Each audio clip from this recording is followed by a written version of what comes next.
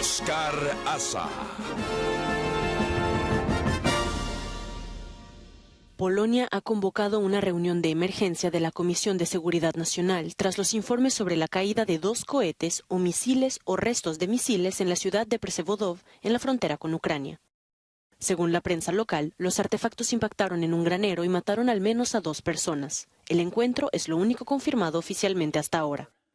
El secretario de prensa del Pentágono declaró lo siguiente: en este momento no tenemos ninguna información que corrobore esos informes y estamos investigando más a fondo. Así que cuando tengamos una actualización que proporcionar, nos aseguraremos de hacerlo. Según el artículo 5 de la OTAN, cualquier ataque contra un país de la alianza se considerará un ataque contra todos. Pero antes de invocar este artículo, Polonia tiene que determinar si se trata de un misil ruso o un misil antiaéreo ucraniano o los restos de un misil ruso. La OTAN también está examinando estos informes, mientras que Zelensky acusa directamente a Rusia de disparar misiles a Polonia, lo que considera una escalada muy importante. Moscú dice que los restos publicados en los medios de comunicación del lugar del accidente no tienen relación con las armas rusas. Tenemos para este primer segmento a Gonzalo Muñoz Sanz vía Zoom desde Boston, analista político. Gonzalo, buenas noches. Evidentemente que independientemente de que sea ruso o no, este misil o estos 2 misiles que cayeron en territorio polaco, causando la muerte de 2 personas, presumiblemente polacos, se dispararon hoy contra Ucrania 100 misiles. ¿En qué forma tú lees esto que está ocurriendo? Si hay una escalada en este momento, Sergei Lavrov abandonó la reunión del G20, se montó rápidamente en un avión de regreso para no estar en la redacción del documento final. Buenas noches. Buenas noches. Efectivamente, hoy han impactado más de 100 misiles en Ucrania y la gran mayoría tenían como objetivo la infraestructura eléctrica y los daños han sido de los más devastadores desde que comenzó el conflicto. Además, han sido unos bombardeos que han tenido lugar en la práctica totalidad de Ucrania, incluida, como hemos podido conocer por desgracia, en la frontera con Polonia. Y Vladimir Putin pretende 2 cosas con estos bombardeos. Es un objetivo doble. Por un lado, pretende debilitar la población civil ucraniana a base de destruir su infraestructura crítica. Hoy, por ejemplo, han quedado más de 10 millones de personas sin electricidad en toda Ucrania. Pero por otro lado también pretende contrarrestar el ruido mediático interno que está ocurriendo después de la retirada de Jersón y los reveses diplomáticos que está teniendo en la reunión del G20 en Bali, donde Lavrov, como hemos oído en el segmento, ha tenido que salir antes de que la firma del documento final tuviese lugar.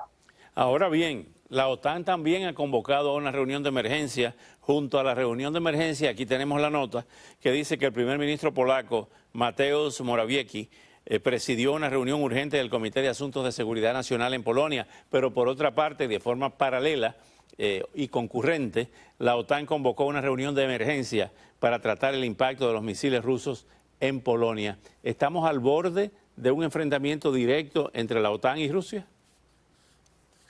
No, todavía quedan muchos pasos para que un enfrentamiento directo tuviese lugar. Es más probable que Polonia pida invocar el artículo 4, que es menos conocido que el artículo 5. Es un artículo que conmina a los demás Estados miembros a posicionarse frente a posibles medidas que puedan tener lugar en el futuro. No creo que el artículo 5 vaya a ser invocado por, entre otras cosas, el misil ruso que ha caído sobre Polonia, que ha sido detonado sobre Polonia, parece ser que es o bien un misil defectuoso o un cascote de un misil interceptado por un sistema de defensa ucraniano. Quizás habrá que esperar para confirmar esto, pero si desde luego Rusia no ha atacado Polonia con intencionalidad, el artículo 5 no va a ser invocado. Ahora bien, esto abre la puerta para que nuevas sanciones contra Rusia, contra Putin y quizás el envío de misiles Patriots para los aliados, para Polonia y los demás países aliados. Podría ser perfectamente una posibilidad que esto escale el nivel de apoyo que va a recibir Ucrania y sobre todo el armamento que van a tener los países limítrofes con Rusia y con Bielorrusia en Europa. Más que el armamento, lo importante es la situación de negociación en la que se ha puesto Vladimir Putin. Si ha sido un error la detonación de este misil en Polonia, Vladimir Putin se va a tener que ver forzado a o bien negociar o explicarse ante Occidente. Y eso es una buena noticia para la paz. Pero si bien es cierto que existe esa posibilidad que tú acabas de describir, Gonzalo, también están las declaraciones de Zelensky que dice que no hay negociación posible si no se retiran las tropas, que es condición sine qua non que tienen que retirarse las tropas rusas de Ucrania para sentarse a negociar. Efectivamente, hoy Zelensky en el G20, una de las grandes conclusiones y grandes eventos del G20 ha sido esa declaración del Volodymyr Zelensky, en el que ha dicho sus 10 condiciones para sentarse a negociar. Esto yo lo enmarcaría dentro de un posicionamiento de fuerza por parte de Zelensky, pero Ucrania no tiene el poder para decidir esto si el resto de Occidente corta el grifo y deja de enviar armamento. Al final, Ucrania está en manos de Occidente y Zelensky tendrá que adaptarse a la política externa de la OTAN si quiere seguir sobreviviendo en la lucha con Rusia. Sin embargo, fíjate, como dicen los franceses, cependant, el G20 ha elevado la presión, esta es una información que nos está entrando también, contra Putin, y Olaf Scholz dijo, y citamos, que Rusia tendrá que reconocer que la única salida es retirar las tropas de Ucrania. O sea, Alemania se une al pedido de Zelensky. Sí, absolutamente. Es un poco la conclusión o la consecuencia de esa bomba en Polonia. Rusia se ve más acorralado que nunca. Esa escalada de conflicto, aunque no haya sido adrede, aunque no haya sido el objetivo inicial de Rusia con la bomba en Ucrania, va a forzar a sus aliados China y otras potencias de Centroasia a aumentar esa presión. Entonces, el hecho de que el lenguaje que ahora vemos por parte de Occidente sea cada vez más duro puede ser también los pasos previos a una negociación con Rusia. Justamente, Xi Jinping, contrario a al comportamiento inicial, inclusive dentro de los primeros meses de la invasión, ha asumido una actitud totalmente de sacarle los pies, como se dice popularmente, a Putin, cuando ha pedido Xi Jinping hoy que se respete la integridad territorial de Ucrania. ¿Por qué China hace eso?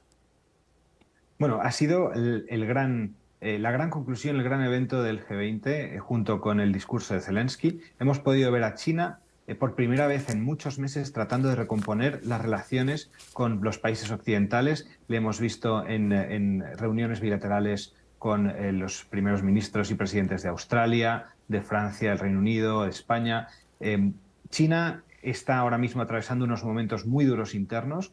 Acaba Xi Jinping de salir de un congreso en el que ha sido reelegido, uno de los congresos más duros que se recuerdan del Partido Comunista Chino, y necesita recomponer su economía con un sistema inmobiliario que está quebrado y muchos problemas más allá de la política de COVID-0. Por lo tanto, Xi Jinping necesita aliados y necesita que Occidente siga comerciando con China como ha estado comerciando en los últimos 30 años. Otro titular noticioso, esto ocurrió ayer, fue la confrontación de Rishi Sunak, el primer ministro flamante, el primer ministro británico, que confrontó a Sergei Lavrov en el G20 y le exigió salir de Ucrania y acabar esta guerra bárbara. ¿Cree que esta especie de aislamiento de Putin lo esperaban ellos? ¿O Putin se encuentra en estos momentos un poco arrinconado y por eso desata esta ofensiva brutal contra Ucrania? Para poder responder a eso deberíamos saber cómo está fluyendo la información en el Kremlin. No sabemos qué información le está llegando a Vladimir Putin, si sus asesores, si sus ministros están siendo francos con la información que comparten con él. Desde luego puede que Vladimir Putin no se sienta acorralado y, sin embargo, todas estas declaraciones sirvan para que baje un poco los pies a la tierra y se dé cuenta de que todas las potencias prácticamente del mundo están en contra de esta guerra y que tiene que acabar pronto. Finalmente, Gonzalo, conociendo un poco la historia de Rusia, ¿Crees que Putin debería preocuparse ante la posibilidad de algún golpe de Estado, a pesar de que él es un oficial de inteligencia y de contrainteligencia? Ya habrán rumores y tambores para sacar a Putin y iniciar una nueva era. Esa es una de las grandes preocupaciones que ha tenido Vladimir Putin desde que llegó al poder y ha tejido toda su red de alianzas en el Kremlin y en el resto de provincias rusas más allá de Moscú para que esto no ocurra. Para mí sería una sorpresa muy grande que un golpe interno tuviese éxito contra Vladimir Putin. Aunque es cierto que la historia rusa, como decías, es bastante dispuesta a que ocurran estos golpes, creo que Vladimir Putin ha aprendido de esa historia y se ha blindado contra golpes internos. Pero bueno, todo puede ocurrir. Gonzalo Muñoz Sanz, muchas gracias por estos minutos. Al regresar, el expresidente Donald Trump se prepara para lanzar su candidatura a la Casa Blanca para el año 2024, en unos minutos. Aunque todo indica que habrá una dura lucha dentro del Partido Republicano.